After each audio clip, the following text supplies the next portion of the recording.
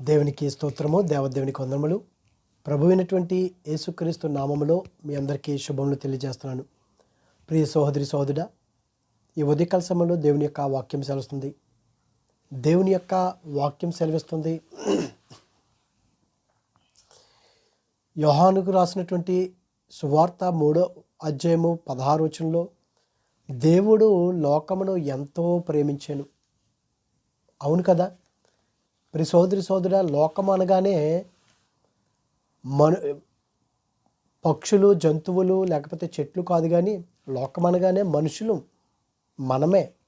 మనల్ని దేవుడు ఎంతగానో ప్రేమించాడు. కాగా ఆయన తన అద్వితీయ కుమారునిగా పుట్టిన వాడి యందు విశ్వాసముంచు ప్రతివాడును నశింపకుండానట్లు,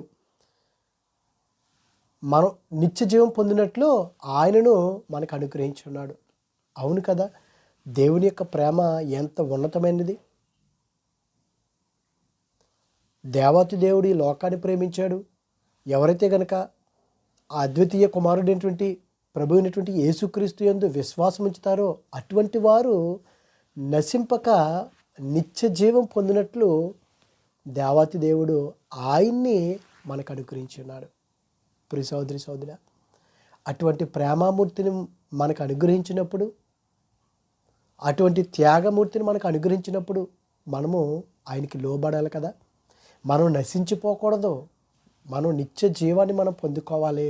అదే నిజమైనటువంటి క్రిస్మస్ కదా ఈ దినాల్లోనూ.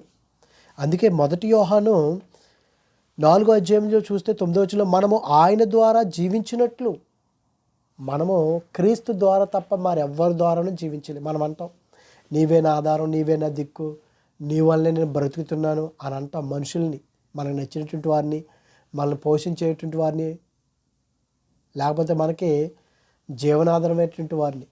కానీ దేవుని యొక్క వాక్యం సెలవుస్తుంది, మనము ఆయన ద్వారా జీవించినట్లు దేవుడు తన అద్వితీయ యేసుక్రీస్తు ద్వారా మనం జీవిస్తాము. దేవుడు ఏం చేశాడు? తన అద్వితీయ కుమారుని లోకంలోనికి పంపాను. చూసారు ఆయన ప్రేమ ఎటువంటిది. లోకంలోనికి తన అద్వితీయ కుమారుడు అంటే ఏకైక కుమారుడు, ఒకే ఒక కుమారుడు. కానీ అనేక మంది ఏమంటారు? యేసుక్రీస్తు వారు మొదటి కుమారుడు, పరిశుద్ధాత్ముడు రెండో కుమారుడు. లేదండి, వాక్యం అది కాదు. తన అద్వితీయ కుమారుడు అంటే ఏకైక కుమారుడినే పంపించాడు. ప్రభు అయినటువంటి యేసుక్రీస్తుని ఈ భూమి మీదకి మనల్ని రక్షించడానికి, మనం నశించిపోకూడదని. అందుకే యెషయా గ్రంథము 6వ అధ్యాయంలో చూస్తే దాదాపుగా 685 సంవత్సరాలు ఏది యేసుక్రీస్తు పుట్టక మునిపే ప్రవచించారు యెషయా గారు. దగ్గర 700 సంవత్సరాల కిందట, ఏలైనగా మనకు శిశువు పుట్టాను. ఏలైనగా మీకు శిశువు పుట్టాను కాదు, ఏలైనగా మనందరికీ శిశువు పుట్టెను, మనకు కుమారుడు అనుగ్రహింపబడిను. ఆయన యొక్క అద్వితీయ కుమారుడు. మనం ఆయన యందు విశ్వాసం ఉంచినట్లయితే మనం ఎవరు కూడా నశించిపోకున్నట్లు, నిత్య జీవం పొందినట్లు ఆయన మనకి అనుగ్రహించున్నాడు. ఆయన భుజం మీద రాజ్యభారం ఉండెను. చూడండి ప్రియ సోదరి సోదరు, ఒక రాజు, ఈ రాజు ఏదో ఒక దేశానికి, ఒక కొన్ని దేశాలకు కాదు, ప్రపంచానికే ఈయన రాజు. ఎవరున్నారండి ఈ దినాన? ఎవరి కుటుంబాన్ని వేలుకుంటానికి యజమానులు ఉన్నారు, ఎవరి దేశాన్ని వేలుకుంటానికి వారి నాయకులు ఉన్నారు. కానీ ప్రపంచానంతటికీ రక్షించేటువంటి నాయకుడు మన నాథుడు ప్రభు అయినటువంటి యేసుక్రీస్తు వారు. ఇదిగో ఆయన భుజం మీద రాజ్యభారం ఉండెను. ఆశ్చర్యకరుడు, ఆలోచనకర్త, బలవంతుడైన దేవుడు. మన దేవుడు ఆశ్చర్యకరుడండి. ఆశ్చర్యం. పరలోకము నుండి దిగి ఇదిగో భూమి మీదకి వచ్చాడంటే ఒక ఆశ్చర్యం అండి. మనం అనుకుంటాం మనుషులుగా, భూమి మీద నుండి ఆకాశంలోకి వెళ్ళిపోతే పెద్ద విచిత్రం అనుకుంటాం.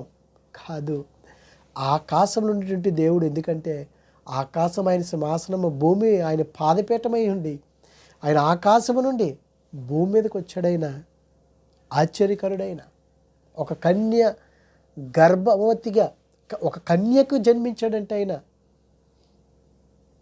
ఒక పేదరాల కుటుంబంలో ఆయన ఆశ్చర్యకరుడు, ఆలోచనకర్త, బలవంతుడైన దేవుడు, నిత్యుడగు తండ్రి, ప్రియ సోదరి సోదరా, ఒకవేళ ఈ లోకానుసారంగా మన తల్లి తండ్రులు మనల్ని విడిచిపెట్టేయచ్చు, భర్త భార్యని. కానీ దేవుడు నిత్యుడగు తండ్రి అయిన నిత్యము కూడా ఆయన ఉండేటువంటి దేవుడు, మనతోటి ఉంటాడు ఆయన. అందుకే మనల్ని రక్షించడానికి, మనతోటి నివసించడానికి ఆయన వచ్చి ఉన్నాడంటే నిత్యుడగు తండ్రి సమాధానకర్తయగు అధిపతి అయి అని అతనికి పేరు పెట్టబడెను. ప్రియ సోదరి సోదరా, మన జీవితాల్లో సమాధానం నింపడానికి, మన జీవితాల్లో మనతోటి నిత్యము జీవించడానికి ఆయన తన పరలోక భాగ్యము కాదనికి నీ భూమి మీదకి వచ్చి ఉన్నాడు. అతనికి పేరు పెట్టబడిన ఇది మొదలుకొని మితి లేకుండా దాన్ని వృద్ధి చేయ క్షేమం కలిగినట్లు సర్వకాలము దావీదు సింహాసనము రాజ్యమును నియమించును. చూడండి, ఆయన తను తాను తగ్గించుకొని ఆయన రాజుగా వచ్చి ఉన్నాడు. కానీ ఆయన ఎక్కడ కూడా ఆయన గురించి ఆయన పొగుడుకోలేదు, గొప్పలు చెప్పుకోలేదు, పేరుకు వెళ్ళిపోలేదు. ఆయన ఎప్పుడు కూడా తగ్గింపు స్వభావం, మాదిరికటువంటి జీవితమే మనలో ఉండగలుగుతుందా? ఎందుకంటే దేవుడు నిన్ను నన్ను ప్రేమించి ఉన్నాడు. అందుకే అదే యెషయా గ్రంథంలో చూస్తే 7వ అధ్యాయంలో 14వ వచనంలో, కాబట్టి ప్రభువు తానే ఒక సూచన మీకు చూపును, ఆలకించుడి, కన్యక గర్భవతి కుమారులు కని అతనికి ఇమ్మానుయేలని పేరు పెట్టెను. అంటే ఇమ్మానుయేలు అనగా దేవుడు మీకు తోడై ఉండెను. ప్రియ సోదరి సోదరా, అయ్యో నాకెవరూ తోడు లేరు అని అనుకుంటున్నావేమో. దేవుని యొక్క వాక్యం చేస్తుంది కదా, ఇమ్మానుయేలు అనగానే దేవుడు మనకు తోడై ఉన్నాడు, మనందరికీ కూడా తోడుగా ఉన్నాడు, ప్రతి దినం కూడా తోడుగా ఉన్నాడు ఆయన.